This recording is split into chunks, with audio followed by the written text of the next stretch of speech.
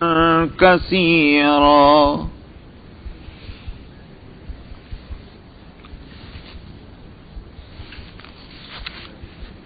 صدق اللہ العظیم.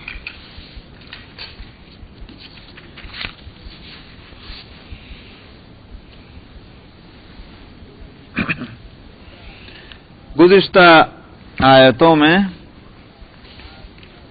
جہاد کی ترغیب دی گئی تھی اور کہا گیا تھا کہ کیوں نہیں قتال کرتے، جبکہ مکہ مکرمہ کے اندر کمزور لوگ اور بچے اور عورتیں وہاں بلبلا رہے ہیں، تڑپ تڑپ کر اللہ سے دعائیں مانگ رہے ہیں، وہ مصیبتوں میں مبتلا ہیں. تمہیں کیا ہو گیا کہ تم قتال نہیں کرو گے؟ ان کے کم سے کم ان کو مصیبتوں سے نکالنا تمہاری ذمہ داری ہے. یہاں سے فرماتے ہیں اے پیغمبر آپ نے نہیں دیکھا ان لوگوں کو کہ جن کو جب کہا گیا تھا کہ اپنے ہاتھوں کو روک کر رکھو اور نماز قائم کرو اور زکوٰۃ دو، فلما کتب علیہم القتال، اور پھر جب ان پہ قتال فرض کر دیا تو ان میں کی ایک جماعت جو ہے وہ لوگوں سے ایسا ڈرنے لگی جیسے اللہ سے ڈرتے ہیں یا اور اس سے بھی زیادہ. بات یہ تھی مکہ مکرمہ میں نبی کریم صلی اللہ علیہ وسلم اعلان نبوت کے بعد 13 سال تک رہے. جو اس دوران مسلمان ہوئے تو جس نے بھی کلمہ پڑھا اس نے اپنے آپ کو مصیبتوں میں مبتلا کیا. ہر طرح کا ظلم اور ستم وہاں ہو رہا تھا ان کے اوپر، ان مسلمانوں کے اوپر. تو آخر پٹتا کیا نہیں کرتا؟ چیونٹی بھی اگر پیر کے نیچے آئے تو وہ بھی تل ملاتی ہے، وہ بھی کاٹنا چاہتی ہے. تو ان صحابہ اور مسلمانوں کو جن کا جرم اس کے سوا اور کچھ نہیں تھا کہ انہوں نے کلمہ پڑھا، پٹائی ان کی ہو رہی، پتھر وہ کھا رہے، کانٹے ان کے راستے میں بچھائے جا رہے ہیں، بائیکاٹ ان کا ہو رہا ہے، لوٹ مار ان کی ہو رہی ہے، ہر طرح کی مصیبتیں ان پر. آخر نبی کریم صلی اللہ علیہ وسلم سے آ کر عرض کرتے یا رسول اللہ ہم کب تک آخر یہ ہوگا، اجازت دیجئے کہ ہم ان ظلموں کا بدلہ ہم ان کو دیں. لیکن وہاں یہی کہا جاتا تھا صبر کرو صبر کرو. اب کس کو نہیں معلوم کہ حضرت یاسر رضی اللہ عنہ کہ جو ہے ان کے ساتھ کیا کچھ، عمار صحابی ہیں نوجوان، اور اس کے بعد ان کے والدین بھی سمیہ اور حضرت یاسر دونوں مسلمان ہو گئے. لیکن عمار کے ساتھ تو یہی تھا کہ نوجوان تھے، مارا پیٹا ان کے ساتھ یہی ہوتا رہتا تھا. لیکن سمیہ کو کس بھیانک طریقے پر شہید کیا گیا. اسی طرح سے ان کے بوڑھے والد حضرت یاسر کو کس طرح سے ان کو قتل کیا گیا، یہ سب کچھ ہوا. دوسرا دیکھنے والا آدمی جو ہے وہ بھی، اس کا بھی گویا یوں کہیے کہ رونگٹے کھڑے ہو جائیں اس ظلم کو دیکھ کر، اور وہ بھی آپے سے پہاڑ ہو جائے. لیکن نبی کریم صلی اللہ علیہ وسلم ادھر سے گزرے اور آپ نے سب کچھ دیکھا، اور جو رحمت للعالمین ہیں انہوں نے سب کچھ دیکھا اور دیکھ کر فرمایا اصبروا علی یاسر، صبر کرو. تو وہاں ہر ظلم کے شکایت جو آپ کے پاس پہنچتی تھی آپ کی طرف سے جواب یہ تھا کہ صبر کرو. 13 سال اسی طرح گزرے.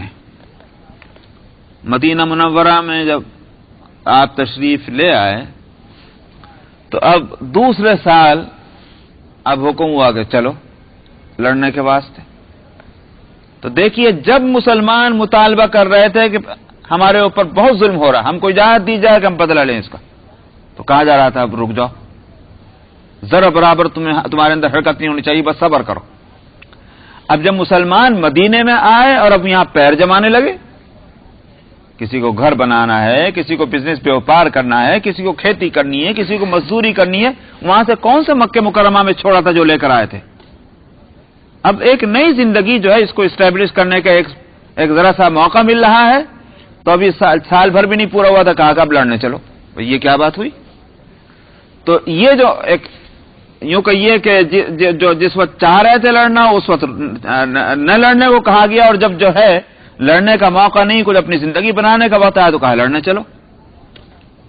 قدرتی طور پر اس وقت یہی ایک دل میں بات آ سکتی تھی کہ کچھ دن اور ملتوی ہو جاتا ہے لڑنا، جب ہمیں سکون تھوڑا سا مل رہا ہے تو کچھ دن اور ملتوی ہو جائے لڑنا، یہ دل میں ایک خواہش پیدا ہوتی. تو اب لڑنے کو دل نہیں چاہ رہا، اب تو یہ کہ زندگی تھوڑی سی بنا لیں، سکون سے بیٹھ جائیں، اس کے بعد دشمنوں سے بعد میں نمٹیں گے جا کر کے، جنہوں نے یہ سب کچھ ہنگامہ کر رکھا. اس پر یہ کہا جا رہا ہے، یہ کیا عجیب تماشا ہے کہ جب تم کہتے تھے کہ ہم کو لڑنے کی اجازت دو تو اس وقت تمہاری خواہش تھی لڑنے کی، اور ہم یہ کہہ رہے تھے کہ نہیں، نمازوں میں لگو، روزے رکھو، یہ کرو وہ کرو. اور جب ہم نے کہا کہ اب لڑنے جاؤ تو اب تم کسمسا رہے ہو، اب کہتے ہو کہ یہ قتال کا حکم کچھ دن اور ملتوی ہو جاتا تو کیسا اچھا تھا. تو اس کو کہا گیا تو لوگوں سے ڈر رہے ہو، اللہ سے جیسے ڈرنا چاہیے تھا اب تم ایسے لوگوں سے ڈر رہے ہو. یہ کیوں آخر پس و پیش ہے، یہ کسمساہٹ کیوں ہے طبیعتوں کے اندر لڑنے کے تعلق سے؟ تو یہ بات یہاں ایک طرح سے یوں کہیے کہ دل میں جو خواہش ہوئی تھی اس خواہش پر ایک لطف آمیز اور پیار بھرا ایک اعتراض ہے. کوئی ڈانٹ نہیں ہے، کوئی ڈپٹ نہیں ہے. کیوں؟ اس واسطے کہ وہ کوئی یہ نہیں تھا کہ اللہ کے حکموں پر چلنا نہیں چاہتے تھے، ایسی کوئی بات نہیں تھی، مگر دل میں ایک خیال پیدا ہوا کہ اس وقت اگر اس حکم کو تھوڑے دن کے لیے ملتوی کر دیا جاتا تو ذرا کچھ ہم اپنی زندگیاں بنا لیتے. تو اس پر بھی ایک تھوڑا سا ایک لطف آمیز ایک یوں کہیے کہ اعتراض ہے. تمہارے لیے زیب نہیں دیتی بات، یہ تمہارا کام تو یہ کہ جو حکم دیا اس پر چلنا چاہیے. اچھا، اس آیت کے اندر یہ جو کہا گیا کہ تم جب اس وقت کہا گیا کفو ایدیکم، اپنے ہاتھوں کو روک کر رکھو، واقیموا الصلاۃ، اور نماز قائم کرو اور زکات دو. تو اس سے ایک بات یہ معلوم ہوئی کہ نماز اور زکات جو ہے اس کا فائدہ خود انسان کو اپنے کو ہوتا ہے، اپنی اصلاح. مکہ مکرمہ میں کیوں لڑنے کی اجازت نہیں ملی؟ اس لیے نہیں ملی کہ جہاد کے واسطے دو چیزوں کی ضرورت ہے. ایک تو یہ کہ انسان میں خود صبر کا مادہ پیدا ہو، اس لیے کہ جہاد میں جائیں گے تو وہاں کوئی خاطر مدارات اور مہمانداری تھوڑی ہوگی، وہاں تو دشمنوں سے مقابلہ ہوگا، سردی گرمی اور بھوک اور پیاس یہ سب کچھ برداشت کرنا ہوگا. تو یہ صبر کا مادہ ہونا چاہیے. ظاہر ہے کہ اگر جہاد میں جا رہے ہیں تو اگر باپ اور بیٹے ہیں اور بھائی بھائی جہاد میں شریک ہو رہے ہیں تو اگر اپنے بھائی کو وہاں گرتے ہوئے دیکھا تو یہ نہیں کہ ہاتھ پاؤں پھول کے بھاگ کھڑے ہوئے، لو بھائی میرا بھائی تو مر گیا. سمجھا؟ اسی طرح سے باپ اور بیٹے جہاد میں شریک ہو رہے ہیں، باپ نے دیکھا میرا بیٹا تو مر گیا تو وہ بھی اپنے وہاں سے بھاگ لے کے ہائے ہائے کرتا ہوا کہ میرا بیٹا تو مر گیا، میں نہیں ٹھہر سکتا یہاں. کیسے ہوگا جہاد؟ ایک تو صبر کا مادہ ہونا ضروری تھا، ساری تکلیفیں اور ہر طرح کا نقصان گوارا ہو، یہ بات پیدا ہو جائے. دوسری چیز کیا ہے؟ دوسری چیز تعلق مع اللہ، اللہ کے ساتھ لگن، یعنی اللہ کی رضا جو ہے وہی آگے ہو، اس کے علاوہ کوئی چیز جو ہے سامنے نہ ہو. ایک چیز ہے. یہ دو چیزیں پیدا جب تک نہیں ہوں گی جہاد نہیں ہوگا، کیونکہ کانسیپٹ جو ہے وہی تو اصل چیز ہے. چنانچہ غزوہ موتا جب ہوا تو غزوہ موتا میں 3000 صحابہ گئے تھے. موتا جو ہے وہ عرب اور شام کے بارڈر پر ہے. اس وقت وہ جگہ جارڈن کے ایریا میں آتی ہے. تو 3000 صحابہ یہاں سے چلیں مقابلے کے واسطے. اور کیوں چلے تھے یہ وہاں بارڈر پر؟ یہ اطلاع ملی تھی کہ وہ جو ادھر کے عرب عیسائی ہیں وہ سر اٹھا رہے ہیں، لہذا ان کو قبل اس کے کہ وہ جو ہیں آگے بڑھ کر آئیں ان کو وہیں روک دو بارڈر پر. 3000 کا لشکر بھیجا گیا. لیکن یہ نہیں کہ نبی کریم صلی اللہ علیہ وسلم جو ہیں وہ آپ کو اس سے زیادہ اور کچھ پتا نہیں ہے. وہی سورس ہے آپ کے علم کا، تو آپ کو بتا دیا گیا ہوگا کہ صاحب سپہ سالار جس کو آپ بنائیں گے کمانڈر، کس کو بنانا ہے. تو آپ نے کمانڈروں کی 3 نام دیے کہ پہلے جو ہیں وہ زید ابن حارثہ ہوں گے، اور وہ نہ ہوں تو پھر عبداللہ ابن رواحہ تیسرے نمبر پر ہیں، اور یہ نہ ہو اس کے بعد پھر تم لوگ مشورہ کر لینا اس طرح کا۔ تو بہرحال یہ ہاں جعفر ابن ابی طالب رضی اللہ عنہ، ایک جعفر ابن ابی طالب اور زید ابن حارثہ، عبداللہ ابن رواحہ، فرمایا کہ جب جعفر کے ہاتھ میں جھنڈا ہوگا وہ نہ رہیں تو پھر زید ابن حارثہ کو کمان دے دی جائے، جب وہ نہ رہیں تو عبداللہ ابن رواحہ کو دے دی جائے، اور فرمایا جب وہ نہ رہیں تم لوگ آپس میں مشورہ کر لینا۔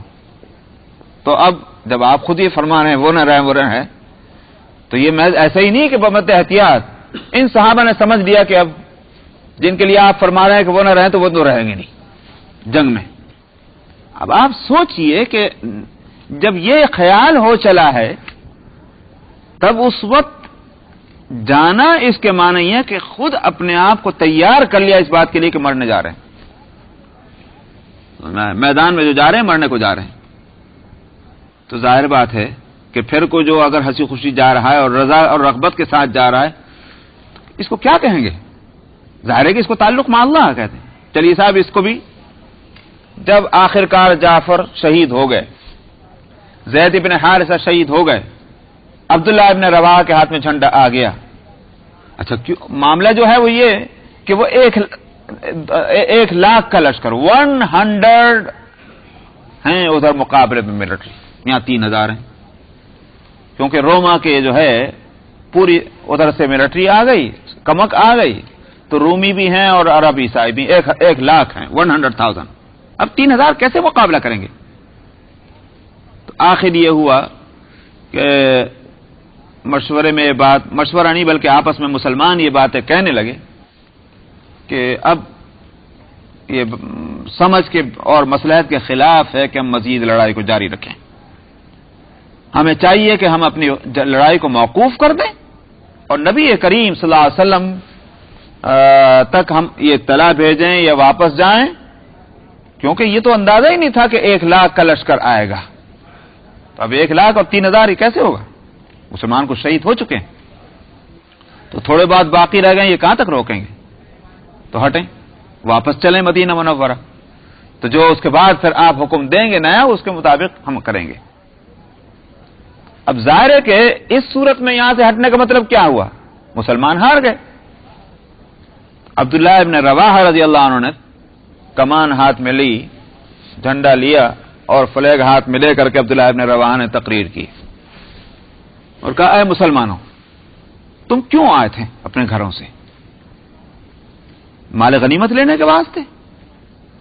دشمنوں کا مال لوٹنے کے لیے آئے تھے تم؟ کوئی مقصد تمہارا اگر اس کے سوا نہیں تھا کہ تم کو جنتوں کی طلب تھی، تو جنت کے تو دروازے کھل چکے ہیں۔ اب جب کہ دروازے کھلے ہوئے ہیں اور تمہارا انتظار ہو رہا ہے، تم یہاں اس میدان کو چھوڑ کے جانا چاہتے ہو، یہ کہاں کی عقل کی بات ہے؟ سب لوگوں نے کہا ہاں بالکل ٹھیک کہہ رہے ہیں عبداللہ ابن رواحہ، بالکل ٹھیک کہہ رہے ہیں، ہم نہیں جائیں گے، ہم نہیں جائیں گے، یہیں لڑیں گے اور یہیں مریں گے۔ ظاہر بات، اور چنانچہ اس کے بعد لڑائی ہوئی، عبداللہ ابن رواحہ بھی شہید ہو گئے۔ پھر مشورہ ہوا جو آپ نے فرما دیا تھا کہ مشورہ کر لینا، تو خالد بن ولید کو کمان دے دی گئی۔ خالد نے نئی ترتیب جو اپنی صفوں کی اور نئی ٹیکنیک انہوں نے استعمال کی جنگ کی، تو نتیجہ اس کا انہوں نے دشمن کا منہ پھیر دیا اور دشمن بھاگ کھڑا ہوا وہاں سے۔ تو میں عرض کر رہا ہوں کہ عبداللہ ابن رواحہ کا یہ کہنا اور صحابہ کا اس کو تسلیم کر لینا، یہ کوئی معمولی بات نہیں ہے کہ ہم خالی کتابوں پڑھ کے ویسے گزر جائیں۔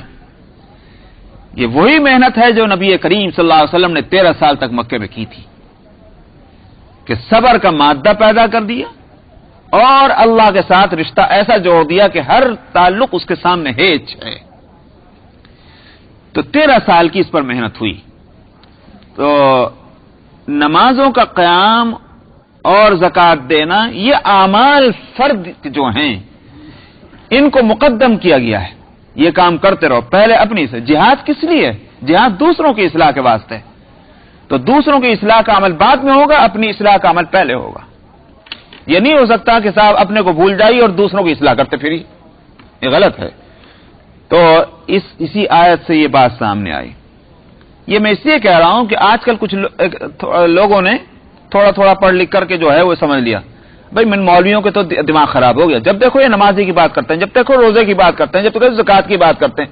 آج کل موومنٹ کا زمانہ ہے، تحریکات کا زمانہ ہے، تحریکی مزاج ہونا چاہیے، تحریکیں چلانی چاہیے۔ بھائی کس بات کی تحریک چلوانا چاہتے ہو میاں؟ اندر کچھ ہے نہیں، تحریک چلاتے رہو، تقریریں کرتے رہو، کچھ اپنے اندر ہو، اسی چیز کو لے کر آگے بڑھو گے نا بھائی۔ یہ یوں کہنا چاہتے ہو لوگوں سے کہ قرآن میں یہ لکھا ہوا ہے اور حدیث میں یہ لکھا ہوا ہے، یہ کوئی تحریک ہے؟ سمجھ میں آیا؟ جہاد جو ہوگا، جس کو اگر آپ تحریک کہتے ہیں، وہ جہاد جڑا ہوا ہے اس بات سے کہ دین کا پیغام تم لے کر جا رہے ہو۔ اصل تو دین کا پیغام لے جانا ہے۔ دین کا پیغام اگر جانے کے راستے میں کوئی رکاوٹ پیدا ہو، اس رکاوٹ کو تم طاقت سے دور کرو، اس کا نام جہاد ہے۔ لیکن پیغام کچھ ہے ہی نہیں، تو کہے کو جہاد کرو گے میاں؟ سمجھ میں آیا؟ تو جہاد تو اصل میں اس جس کو کہنا چاہیے تبلیغ اسلام، تبلیغ کلمہ غیر مسلموں تک، جن تک وہ پیغام پہنچا نہیں ان تک پیغام لے کر جاؤ۔ اگر وہ پیغام نہیں پہنچنے دے رہا کوئی بیچ میں، طاقت اور قوت آگے کھڑے ہو گئی، بے شک وہاں جہاد ہوگا اس کا۔ لیکن ہم خود نماز نہیں پڑھتے، ہم خود روزہ نہیں رکھتے، ہم خود زکات نہیں دیتے، اسلام پر خود ہمارا عمل نہیں، کون سی تحریک چلانی پھر اب؟ اس لیے اس آیت نے آ کر خود ہی بتا دیا کہ ہم جب تم کو کہہ رہے تھے کہ نماز قائم کرو، زکات دو اور اپنے ہاتھ کو روک کر رکھو، تو وہاں تو تم کو یہ بھاری ہو رہا تھا، اور یہاں جب اب مدینے میں آ گئے اور اب ہم کہتے ہیں کہ اب چلو جہاد کو، تو اب یہاں تم کو بھاری یہ ہو رہا ہے، تو اس کا شکوہ ہے۔ فَلَمَّا كُتِبَ عَلَيْهِمُ الْقِتَالُ إِذَا فَرِيقٌ مِّنْهُمْ يَخْشَوْنَ النَّاسَ كَخَشْيَةِ اللَّهِ أَوْ أَشَدَّ خَشْيَةً، تو لوگوں سے جب جہاد قتال فرض کیا گیا ان پر، تو ایک جماعت ان میں کی وہ ہے کہ جو لوگوں سے ڈرتی ہے جیسا کہ ڈرنا ہے اللہ سے یا اس سے بھی زیادہ ڈرنا۔ یہاں ہے کہ یہ خیال دل میں نہ آئے۔ پہلی بات تو یہ کہ منافقین کے بارے میں نہیں ہے بات، یہ شکوہ مسلمانوں سے ہے۔ دوسری بات یہ بھی ذہن میں رہے کہ یہ سب مسلمانوں سے نہیں ہے، اذا فریق منہم، کچھ ان میں کے ایسے مسلمانوں میں سے۔ تو ایک تو یہ بات بھی ذہن میں رہنی چاہیے کہ سب نہیں تھے۔ تیسرا مگر سوال پھر بھی ایک پیدا ہوتا ہے کہ صحابہ کی تو جماعت بڑی مقدس ہے، از اول تا آخر ان کے اندر یہ بات پیدا کیسے ہو گئی کہ وہ جہاد کو میں جانے سے اپنی جان چرا رہے ہوں گے؟ یہ ایک سوال دل میں پیدا ہو سکتا ہے۔ اس لیے اگرچہ میں نے جس انداز میں شروع میں بات کہی تھی، اگر اس میں غور کیا ہو تو یہ شبہ نہیں پیدا ہوتا، مگر پھر بھی میں اس کو صاف کر دوں، اس لیے کہ بات کے تہ میں آدمی کی نظر نہیں جا پاتی بعض دفعہ۔ میں نے یہ کہا تھا کہ جس وقت مکہ مکرمہ میں ان مسلمانوں کے اوپر پڑ رہی تھی، اس وقت جو ہے وہ تو ان کی حالت یہ تھی کہ ایک چیمٹی بھی جو ہے وہ کسمساتی، تو وہاں تو یہ صورتحال تھی، اس لیے مسلمان لڑنا چاہتے تھے کیونکہ ان کے اوپر پڑ رہی تھی۔ یہاں مدینہ منورہ میں جب آیا تو چونکہ وہ وقت گزر چکا تھا، تو انسان کی فطرت یہی ہے کہ جب وہ جو ہے وہ ایک تقاضا، وہ ریزن جب باقی نہ رہے، تو پھر ظاہر ہے کہ جذبات اور انسان کے خیالات اور طبیعت جو ہے اس کے فیصلے بھی مختلف ہو جاتے ہیں۔ ایک طبیعت تھی انسانی جس کی وجہ سے دل کے اندر یہ بات پیدا ہوئی تھی کہ اب جب وہ صورتحال ہے نہیں کہ جو مکے کے اندر تھی، تو ایسے ہی آج لڑے، ایسے ہی اگلے سال لڑ لیے، تو کیا حرج تھا اس میں کہ اس حکم کو جہاد کے ایک سال کے لیے ملتوی کر دیا جاتا؟ یہ دل میں ایک بات پیدا ہوئی، لیکن یہ کہ انہوں نے جان بچائی ہو، کترائے ہوں، کسمسائے ہوں، عمل ایسا نہیں ہوا۔ اس لیے صحابہ کے یوں کہیے کہ مرتبہ جو ہے وہ ابھی اسی طرح برقرار ہے اور ان کی عظمت اسی طرح موجود ہے۔ اسی لیے یوں کہیے کہ تنبیہ اور ڈانٹ ڈپٹ نہیں ہے، ایک بہت لطف آمیز شکایت ہے۔ وَقَالُوا رَبَّنَا لِمَ كَتَبْتَ عَلَيْنَا الْقِتَالَ، اور کہنے لگے کہ خداوندہ کیوں ہمارے اوپر جہاد کو آپ نے فرض کر دیا؟ لولا اخرتنا الى اجل قریب، کیوں نہ اس کو ایک تھوڑے دن اور اس کو مؤخر کر دیا، یعنی سال ڈیڑھ سال اور تھوڑا سا ہم کو ٹائم مل جاتا ہے یہاں جم جانے کا۔ قل متاع الدنیا قلیل، آپ کہہ دیجئے دنیا کا ساز و سامان تو تھوڑا ہی ہے، کس فکر میں تم لگے ہو اپنے آپ کو جمانے کے میں، اپنے بیوی بچوں کے یوں کہیے کہ ان کے راحت اور آرام کے سامان مہیا کرنے میں لگ رہے ہو، تم اس چیز کو اہمیت دے رہے۔ قل متاع الدنیا قلیل، دنیا کا ساز و سامان تو تھوڑا ہی ہے۔ والآخرۃ خیر لمن اتقی، اور آخرت ہی بہتر ہے، مگر کس کے واسطے؟ ظاہر ہے کہ آخرت کی بہترائی ملے گی اس کو جس نے تقوی اختیار کیا، خدا کا خوف اپنے دل میں رکھا۔ تو معلوم ہوا کہ مقابلے میں دنیا کی نعمتیں، دنیا کی راحت، دنیا کی آسائش اور آرام، آخرت کی نعمتوں اور آرام و آسائش کے مقابلے میں اس کی کوئی حقیقت نہیں۔ کیوں؟ دو وجہ سے۔ ایک تو یہ کہ دنیا کی نعمت بہرحال یہاں کے حالات کے لحاظ سے وہ لمیٹڈ ہی ہے، محدود ہے، اس واسطے کہ ملینر بن جائیے، بلینر بن جائیے، ٹریلینر بن جائیے، ہے تو ایک لمٹ۔ تو یہاں جو ہے یہ نہیں ہو سکتا کہ جس آدمی کی جتنی خواہش ہو اور جس چیز کی خواہش ہو وہ اس کو مل جائے، یہ نہیں ہوتا یہاں دنیا میں۔ آخرت میں یہی ہوگا، فیہا ما تشتہی انفسکم ولکم فیہا ما تدعون ولکم فیہا ما تشتہی انفسکم ولکم فیہا ما تدعون۔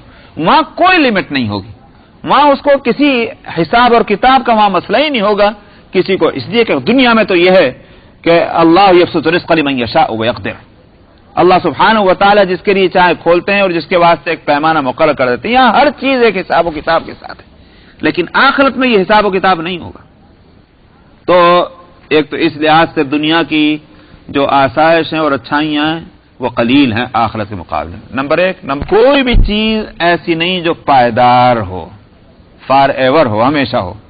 خود حضرت انسانی ہمیشہ کے واسطے نہیں ہے دنیا میں، تو ان کی نعمتیں کہاں سے ہمیشہ کے واسطے ہوں گی؟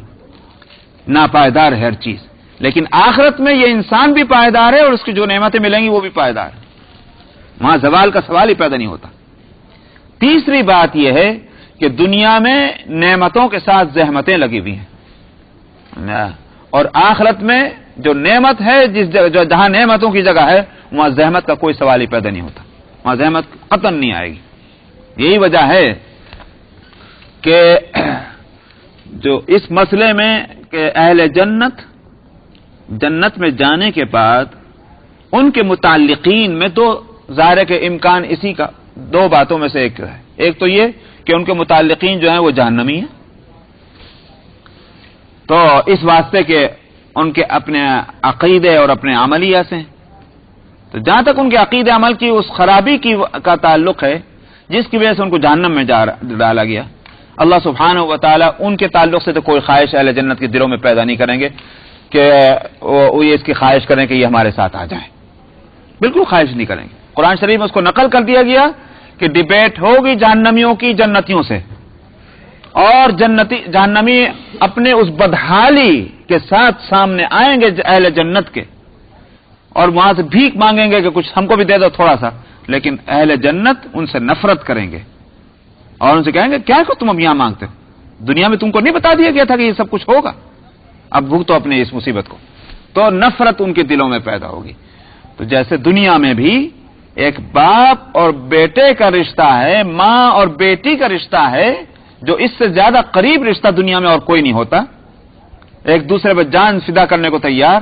لیکن کبھی ایسا آپ نے سنا ہی ہوگا، دیکھا بھی ہوگا کہ صاحب ایک کی نالائقی بڑھتے بڑھتے بڑھتے دوسرے کے دل میں نفرت پیدا کر دیتی، ایسی نفرت کہ اس کی صورت دیکھنے کو تیار نہیں ہوتے۔ ہوتا ہے کہ نہیں ہوتا دنیا میں کہ صاحب باپ کو اتنی تکلیفیں پہنچی اولاد سے کہ باپ صورت دیکھنے کو روادار نہیں، بیٹی کو اتنی تکلیف پہنچی ہے اپنی بیٹی سے کہ صورت دیکھنے کو روادار نہیں۔ اگر دنیا میں ایسا ہو سکتا ہے تو آخرت میں کیوں نہ ہو ایسا کہ صاحب وہ عزیز اور قریب جو اپنی عقیدے کی خرابی اور اعمال کی خرابیوں کی وجہ سے جہنم میں چلے گئے، اللہ میاں ان کی طرف سے تو دل میں کوئی بات پیدا ہی نہیں ہوں گے، کریں گے کہ صاحب ان کے رحم دل میں پیدا ہو، شفقت پیدا ہو، یہ خواہش پیدا ہو کہ یہ ادھر آ جائیں، یہ تو ان کا معاملہ ہوگا۔ لیکن دوسرے وہ لوگ بھی اگر ہوئے کہ جو ہیں تو جنت میں، اپنے عقیدے کی اچھائی کی وجہ سے ہیں تو جنت میں، مگر وہ اتنے درجے کی میں نہیں ہے جنت کے جس درجے میں یہ موجود ہے۔ اب ظاہر ہے کہ ان کی یہ خواہش ہونا طبعی بات ہے کہ ہم تو وہاں اور یہ ہمارے بچے جو ہیں یا ہمارے فلاں رشتہ دار وہ جو ہے ہم سے دور، تو یہ خواہش بھی پیدا ہونا تکلیف دہ ہوگا، اس واسطے اس کا بھی لحاظ کیا جائے گا، کیونکہ جنت تکلیفوں کی جگہ ہے ہی نہیں۔ یہ خواہش بھی اگر تکلیف پیدا کر رہی ہے اس سے بھی بچایا جائے گا اہل جنت کو. تو سورہ طور میں کہہ دیا گیا، سورہ طور میں بتا دیا گیا کہ اللہ سبحانہ و تعالی ان ادنا درجے کے جنتیوں کو اعلیٰ درجے کے جنتی جو ان کے بڑے ہیں ان کے ساتھ ملا دیں گے. جاؤ تم بھی وہیں جا کے رہو اسی لیول میں، تاکہ ان کو تکلیف نہ پہنچے، ان کے دل میں یہ بات نہ پیدا ہو کہ ہمارے جو ہیں عزیز اور قریب، ہمارے بیوی بچے، وہ اپنے اعمال کی کمزوری کی وجہ سے نیچے رہ گئے اور ہمارے برابر نہ آ سکے. ہمارے برابر آتے تو ہماری آنکھیں ٹھنڈی ہو جاتی. ان کی اس خواہش کو بھی پورا کیا جائے گا. تو میں نے اس لیے کہا کہ جنت وہ جگہ ہے کہ جنت میں جو شخص پہنچ گیا اب تکلیفوں کا سوال ہی پیدا نہیں ہوتا. تو اس واسطے دنیا میں تو یہ تینوں باتیں ہیں کہ اول تو نعمتیں ایک محدود ہیں، دوسری بات یہ کہ ناپائیدار ہیں، اور تیسری بات یہ کہ زحمتیں اس کے ساتھ لگی ہوئی ہیں. آخرت میں یہ سب چیزیں نہیں. اس واسطے آخرت کو دنیا کے مقابلے میں خیر کہا گیا، مگر فرمایا یہ کس کے لیے ہے؟ جو تقوی اختیار کرے گا. وَلَا تُظْلَمُونَ فَتِيلًا، اور ذرہ برابر ظلم نہیں کیا جائے گا. یعنی جس کو جتنی ملنا ہے، جتنی برائی کی ہے اس کی سزا ملنی ہے، جتنی اچھائی کی ہے اس کی جزا ملنی ہے. اس میں کپڑ چوت نہیں ہوگی کہ کسی کا حق مار دیا جائے یا جتنی اس نے برائی کی تھی اس سے زیادہ اس کو سزا دے دی جائے، ایسا نہ ہوگا. اینما تکونوا یدرککم الموت ولو کنتم فی بروج مشیدہ.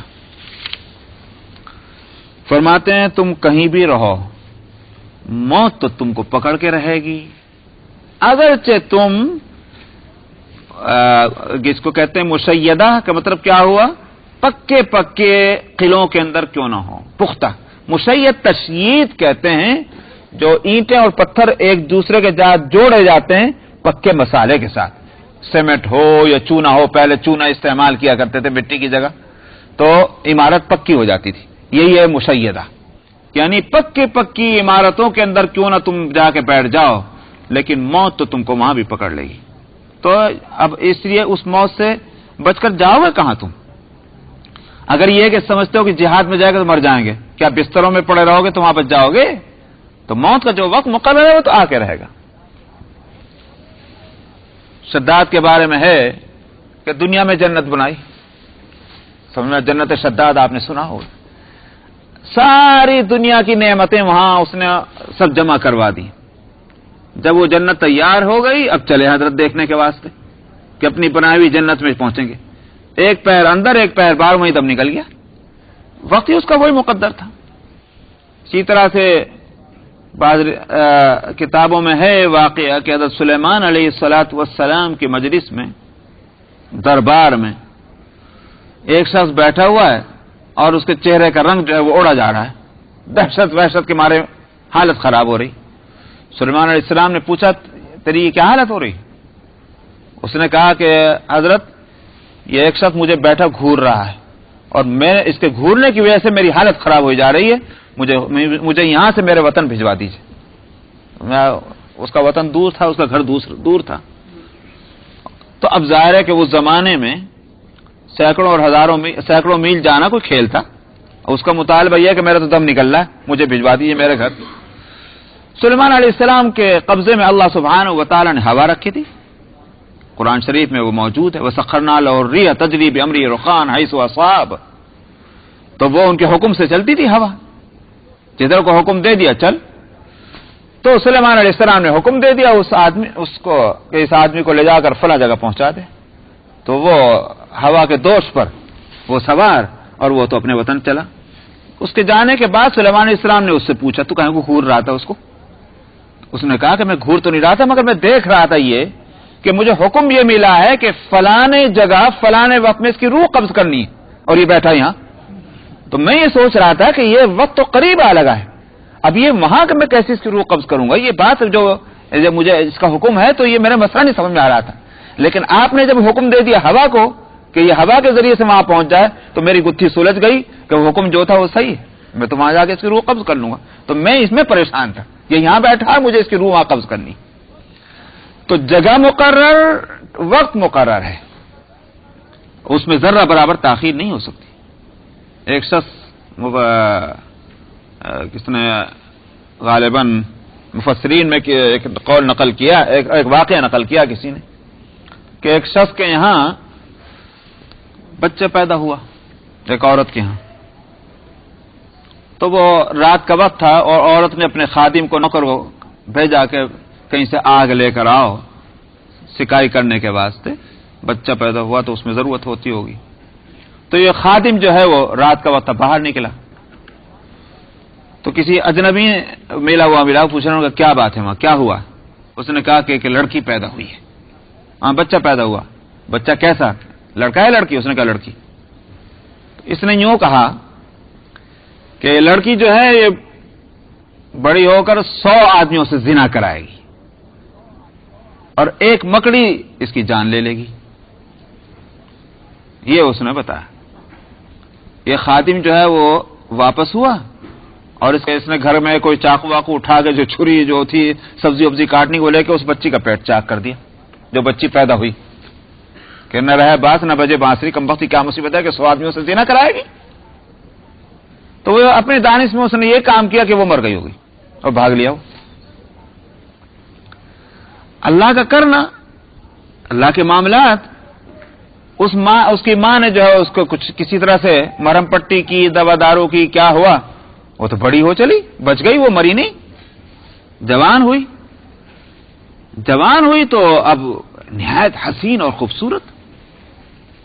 خیر صاحب یہ جو خادم بھاگا تھا یہاں سے اس نے اپنا دور جا کر کے اپنا وہی دریا کے کنارے اپنا ڈیرا جما لیا اور کچھ دھندا کاروبار بزنس کچھ اپنا اس نے شروع کیا. پانی کے کنارے جو کشتیاں اور بوٹ اور جہاز جاتے تھے ان سے لین دین کر کے ایک وقت آیا کہ جناب مالدار ہو گئے. رئیس التجار کہلانے لگے. اب جب مال خوب اکٹھا ہوا تو اب مستی سوجی اب یہ کہ بھائی شادی کرنی ہے اور شادی کرنی ہے تو کسی حسینہ سے کسی جمیلہ سے کہ جو بے مثال اگر خوبصورت ہو اس سے کرنی ہے. تو کسی نے بتایا گیا کہ اس شہر کے اندر فلانی جو نوجوان عورت ہے اس کی مثال نہیں وہ واقعی بس فتنہ ہے وہ ایسی حسین ہے. چنانچہ اس کو پیغام دیا گیا. مالدار تھے رئیس التجار تھے شادی ہو گئی. بھائی حسن بھی کس کے سامنے جھکتا ہے مال کے سامنے اور مال تو ہے ہی قربان حسن پہ. تو اگر یہ مال سے حسن خرید رہا ہے تو حسن جو ہے وہ مال کے سامنے جھک رہا ہے. تو ہو گئی شادی. آخر ایک دن یہ بات آپس میں ہو رہی تھی اور اس نے ایک قصہ سنایا تھا. یاد آ گیا اس کو ایسا ہوا کیونکہ ایک دوسرے پوچھا بھائی تم کون ہو کہاں رہتے تھے کیا ہوا تھا. اس نے کہا میں تو ایک نوکر تھا اور آج میری حالت یہ ہے کہ میں یہاں کا مالدار ترین انسان. تو اس نے کہا نوکر تھے تو پھر وہ تمہاری حالت کیوں بدل گئی. تو اس نے بتایا قصہ یہ واقع ہوا تھا اور ایک بچی پیدا ہوئی تھی میں نے اس بچی کو اس واسطے مار دیا. تو اس نے کہا وہ میں ہی ہوں. انہوں نے کہا تم ہی ہو کہ ہاں تو نے 100 آدمیوں سے زنا کرایا. اس نے کہا کہ زنا تو میں نے بہت کرایا لیکن 100 ہے کہ 101 کہیں یا 99 وہ مجھے یاد نہیں. اور اس کے بعد اس نے پیٹ کھول کے دکھایا تو واقعی پیٹ کے اوپر وہ نشان تھا موجود. تو اچھا یہ تو عجیب بات ہے. پھر ایک دن کیا ہوا کہ وہ لیٹے ہوا تھا اور وہ چھت پہ سے ایک مکڑی لٹکی ہوئی نظر آئی. اس نے کہا کہ مجھے یہ بھی بتایا گیا تھا کہ تیری موت مکڑی سے ہوگی. دیکھ یہ مکڑی اس کو کہتے ہیں.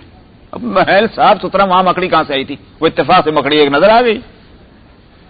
تو اس نے کہا کہ مکڑی یہ ہوتی ہے اور مجھے یہ بتایا گیا تھا. تو اس نے اس کے مار کے نیچے گرایا. اس نے کہا یہ بھی کوئی چیز ہے کہ جس سے میں مر سکتی ہوں. پیر سے اس کو مسل دیا. وہ مکڑی کا زہر جو ہے پیر میں آیا آبلے پڑے چھالے پڑے اور وہ بڑھتے بڑھتے وہ اسی سے اس کی موت آئی. تو مفسرین یہی کہتے ہیں اللہ سبحانہ و تعالی نے موت کا ذریعہ کیا ہوگا کہاں موت آئے گی کس دن ہوگی یہ ساری چیزیں جو اللہ نے مقرر کر دی اس کے خلاف نہیں ہوتا. وَلَن يُؤَخِّرَ اللَّهُ نَفْسًا إِذَا جَاءَ أَجَلُهَا. تو یہاں اسی کو فرماتے ہیں کہ أَيْنَمَا تَكُونُوا يُدْرِككُمُ الْمَوْتُ وَلَوْ كُنتُمْ فِي بُرُوجٍ مُشَيَّدَةٍ. اگر تم قلعوں کے اندر پہنچ جاؤ مضبوط قلعوں میں وہاں بھی موت تمہارا پیچھا پکڑ لے گی. تو امن کے ساتھ رہنے والے وہ جو ہیں وہ مر جائیں لیکن جو جہاد میں جانے والے وہ ضروری نہیں کہ مریں وہ زندہ سلامت واپس آ جائیں. یہ ہوتا ہے. خالد بن ولید رضی اللہ عنہ वह जिंदगी जो है वह तलवारों के साए में गुजरी है। कैसे कैसे वो मौके आए हैं कि खुद उनको अब यकीन हो चला कि आज मेरी आरजू पूरी होने का दिन आ गया, आज मुझे शहादत मिलेगी। लेकिन यह कि बच के आ लिए और इंतकाल हो रहा तो कहां हो रहा? अपने घर में अपने बिस्तर के ऊपर पड़ गए, इसलिए कि उनके लिए मुकर्रर नहीं था कि वो मैदान जिहाद में मरे। तो अल्लाह के फैसले हैं, इसलिए कहा जा रहा है कि तुम इस मौत से कैसे घबराते हो जो मौत आके रहेगी और उसकी जगह भी मुकर्रर है, उसका वक्त भी मुकर्रर है। इस वास्ते जिहाद में जाने से क्यों कतराते हो? वो बस यहीं रख दीजिए इंशाअल्लाह।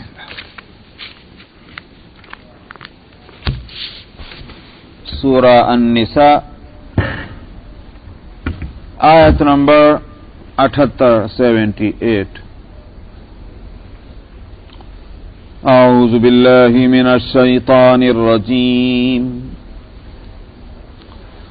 बिस्मिल्लाहिर रहमानिर रहीम। ऐनमा तकूनू युदरिक्कुमुल मौत वलौ कुन्तुम फी बुरूजिम मुशय्यदा वइन तुसिबहुम हसनतुन यक़ूलू हाज़िही मिन इंदिल्लाह वइन तुसिबहुम सय्यअतुन यक़ूलू हाज़िही मिन इंदिक कुल कुल्लुम मिन इंदिल्लाह फमा लिहाउलाइल कौमि ला यकादून यफ़क़हून हदीसा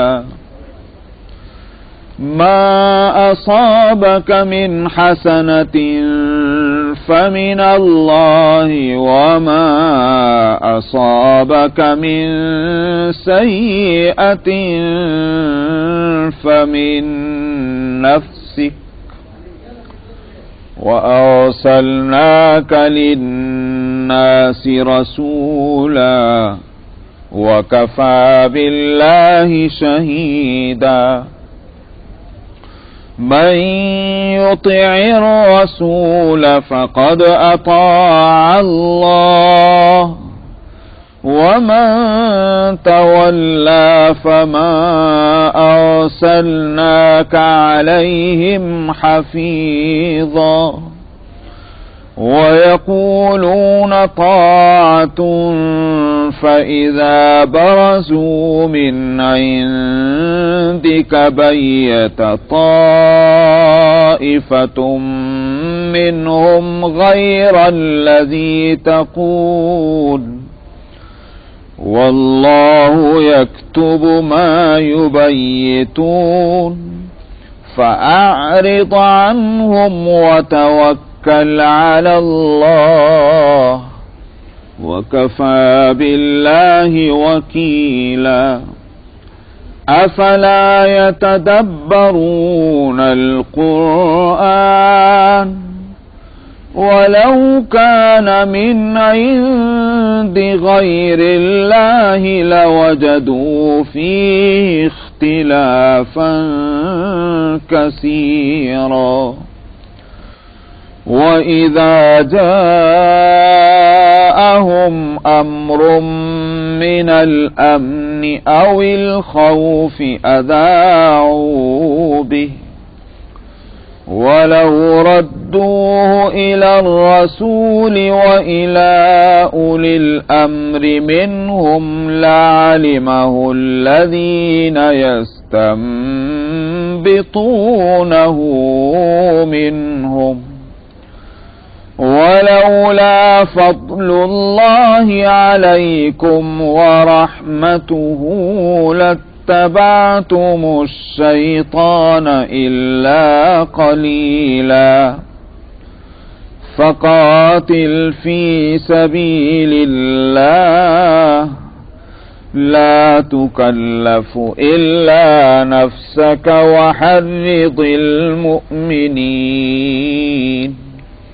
عسى الله أن يكف بأس الذين كفروا والله أشد بأسا وأشد تنكيلا من يشفع شفاعة حسنة يكن له نصيب منها ومن يشفع شفاعة سيئة يكن له كفل منها وكان الله على كل شيء مقيتا وإذا حييتم بتحية فحيوا بأحسن منها أو ردوها إن الله كان على كل شيء حسيبا الله لا إله إلا هو ليجمعنكم إلى يوم القيامة لا ريب فيه ومن أصدق من الله حديثا صدق اللہ العظیم. مضمون چل رہا تھا قتال کا، اور اس بات پر تنبیہ ہو رہی تھی کہ جب قتال کا حکم ملا تو کچھ لوگ کیوں اس میں پس و پیش کرنے لگے. یہاں فرماتے ہیں کہ کہیں بھی رہو تم، موت تو تم کو پکڑ لے گی اگرچہ تم مضبوط قلعوں میں کیوں نہ ہو. وَإِن تُصِبْهُمْ حَسَنَةٌ يَقُولُوا هَذِهِ مِنْ عِنْدِ اللَّهِ. حالت ان لوگوں کی کیا ہے؟ مراد اس سے مدینہ منورہ کے جو منافقین تھے اور شرارت پسند لوگ، ان کی حالت یہ ہوتی تھی، فرماتے ہیں کہ جب ان کو کوئی اچھائی ملے، یعنی کہیں کامیابی ہو گئی، مال غنیمت آ گیا، پولیٹیکلی کچھ کوئی فائدہ ہو گیا، تو اس وقت یوں نہیں کہتے تھے ہاں دیکھیے یا رسول اللہ آپ کی وجہ سے ایسا ہوا. منافقین آ کر اس وقت نہیں کہتے مسلمانوں کی وجہ سے ایسا ہوا، نہیں کہیں گے. اس وقت کہیں گے اللہ میاں کی طرف سے ہو گیا، اس میں آپ کا کوئی کمال نہیں، اللہ کی طرف سے ہو گیا. تو اچھائی ملے تو کہیں گے بس اللہ کی طرف سے. وَإِن تُصِبْهُمْ سَيِّئَةٌ يَقُولُوا هَذِهِ مِنْ عِنْدِكَ. اور اگر کسی وقت کوئی برائی پہنچ جائے ان کو تو کہیں یہ آپ کی برکت سے. تو برائی کی نسبت تو پیغمبر کی طرف اور اچھائی کی نسبت پیغمبر کی طرف نہیں، وہ کہیں وہ اللہ کی طرف سے آ گئی، آپ کو اس میں کوئی دخل نہیں. مطلب جیسے دوسرے لفظوں میں کہتے ہیں بھائی اتفاق سے ایسا ہو گیا. تو اچھائی ہو تو اتفاق کر دیں اور برائی ہو تو وہ آپ کی طرف نسبت کر دیں. یہ کس قدر، اور ظاہر ہے کہ زندگی کے اندر نبی ہوں کہ غیر نبی ہوں اتار اور چڑھاؤ تو آتا ہے. تو تندرستی ہو تو کہا جائے کہ بھئی یہ تو اتفاق سے تندرستی ہے، اور بیماری ہو گئی تو کسی کی طرف نسبت کرتی جائے، یہ تو عجیب بات ہے. اس لیے یہاں فرماتے ہیں قُلْ كُلٌّ مِّنْ عِنْدِ اللَّهِ. آپ کہہ دیجئے کہ ہر چیز جو ہے وہ اللہ ہی کی طرف سے ہے، برائی اچھائی. تم اللہ کی طرف جب نسبت کر رہے ہو تو پھر اللہ کی طرف سے ہی برائی بھی آتی ہے، اللہ کی طرف سے اچھائی بھی آتی ہے. ایک بات کو اللہ کی طرف نسبت کرنا اور دوسری بات کو جو ہے میری طرف نسبت کرنا، یہ کہاں کی عقل مندی. ہر بات تو اللہ کی طرف سے، اسی کا. اگر تمہارے کہنے کا مقصد یہ ہے کہ اللہ کے حکم سے، تو اللہ کے حکم سے برائی بھی آتی ہے، اللہ کے حکم سے اچھائی بھی آتی ہے. فَمَا لِهَٰؤُلَاءِ الْقَوْمِ لَا يَكَادُونَ يَفْقَهُونَ حَدِيثًا. کیا ہو گیا اس قوم کو کہ یہ بات کو سمجھتے ہی نہیں. یہ تو ایسی کوئی بات نہیں کہ جو سمجھانے کی ہو، لیکن یہ دماغ کے ٹیڑھا ہونے کی بات ہے کہ ایسی ایسی باتیں کرتے ہیں. ما اصابک من حسنۃ فمن اللہ. وہ تو ایک جواب تھا کہ ہر چیز تو اللہ کی طرف سے آتی ہے، لیکن اس کا یہ معنی نہیں ہے کہ صاحب جب برائی ہو تو اس کی نسبت اللہ کی طرف کرنے بیٹھ جاؤ. یہ تو بے ادبی ہے. اچھائی کی نسبت کرنا اللہ کی طرف بہت اچھی بات ہے، برائی کی نسبت اللہ کی طرف نہ کرنا بہت اچھی بات ہے. لیکن حقیقت وہی ہے، وہ تو ہوا ایک جواب کے طور پر، لیکن جہاں تک کرنا کیا چاہیے، سمجھنا کیا چاہیے، یہاں اب اس کو فرماتے ہیں جو اے انسان تجھے جو اچھائی ملے وہ اللہ کی طرف سے ہے، اور جو تجھے برائی پہنچے وہ تیرے اپنے نفس کی طرف سے ہے۔ یوں کیوں نہیں سمجھتے، اپنی طرف نسبت کیوں نہیں کرتے؟ اس سے علماء نے، مفسرین نے، سب نے جو بات نکالی ہے وہ نکالی کیا، بلکہ یوں کہیے کہ اس آیت نے متوجہ کیا ہے، وہ تو ایک حقیقت ہے کہ اچھائی جو ہے اس میں ہماری کسی خوبی کو دخل نہیں۔ ہمیں جو بھی نعمت ملتی ہے اس کو سمجھنے کے لیے کوئی دلیل ہمارے پاس نہیں ہے کہ یہ ہماری خوبیوں کے نتیجے میں ہم کو اللہ نے یہ نعمت دی ہے۔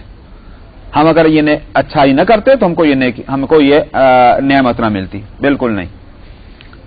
وجہ اس کی یہ ہے، پہلے بس کو بتا دوں کہ برائی کے بارے میں تو ہے یہ بات کہ اگر کوئی مصیبت آئے تو اس کو سمجھنا چاہیے کہ اس میں ہمارے کرتوتوں کا اور ہماری بدعمالیوں کا دخل ہے، ہمارا قصور ہے جس کی وجہ سے ہم مصیبت میں مبتلا ہیں۔ لیکن جہاں نعمتیں جب ملیں نہیں سمجھنا چاہیے کہ ہماری خوبی کی وجہ سے ایسا ہے، بلکہ سمجھنا چاہیے کہ اللہ کے فضل سے ایسا ہے۔ وجہ اس کی یہ ہے، میں یہ